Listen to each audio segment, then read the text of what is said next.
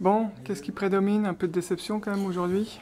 Déception, bien évidemment, surtout par rapport à la manière dont ça s'est passé, où l'entame de match a été très mauvaise de notre part, où on n'est pas du tout présent, ce qui fait qu'au bout de 10 minutes, il y a 2-0. Donc après, face à une équipe qui a de la qualité comme ça, on court après le score, après le ballon.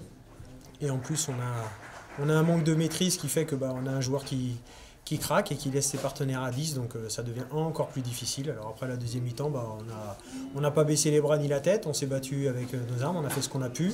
Il y a peut-être 2-3 situations qu'on aurait peut-être pu exploiter un petit peu mieux, mais voilà, après la victoire elle est largement méritée, c'est une équipe qui nous était largement supérieure et qui mérite d'être à sa place au classement et voilà, qui sera pas loin de la montée en fin de saison, certainement. Qu'est-ce qui a manqué aujourd'hui?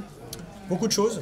De l'envie, de l'agressivité, de la détermination en première mi-temps, qui n'était pas là, ce qui fait qu'ils ont pris l'avantage. Et puis après, ça a été de la détermination et de l'agressivité, mais pas à bon escient. C'est-à-dire un joueur qui s'énerve parce qu'il prend un coup et qui au final pénalise l'équipe. Et puis après, la supériorité de l'adversaire, elle est évidente, mais après un arbitre qui n'a pas maîtrisé le match et qui n'a pas été très pédagogue dans ses choix et dans ce qu'il a sifflé.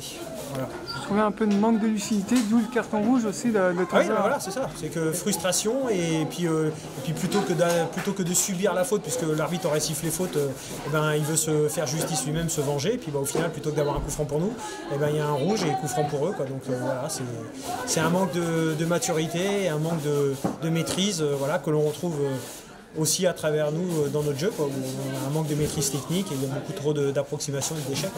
Il n'y a pas beaucoup d'occasions de votre côté quand même aujourd'hui. Non, c'est limité, mais parce qu'en face il y avait une maîtrise supérieure, ils nous ont privé le ballon, donc on a beaucoup subi, on a beaucoup couru après le ballon.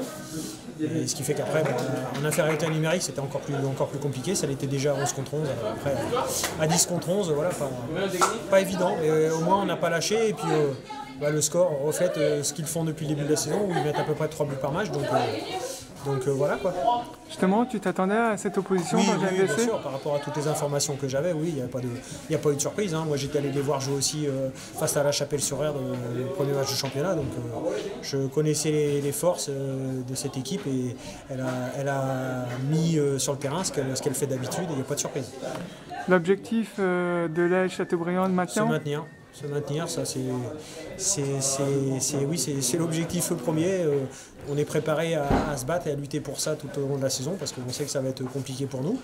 Mais voilà quoi. Après, s'il y a beaucoup d'écoute, s'il y a beaucoup d'investissement des gars à l'entraînement, je suis persuadé qu'on est capable de se maintenir, mais il va falloir effectivement beaucoup d'écoute, beaucoup d'investissement de la part de tout le monde. Un peu de regret quand même aujourd'hui? Non, aucun. Non. Sur la manière dont s'est passé le match avec l'expulsion et puis et je vous dis moi des décisions arbitrales un peu difficiles parfois à comprendre et qui ont amené beaucoup d'énervement et de frustration chez les joueurs en plus du match et de l'évolution du match et du score.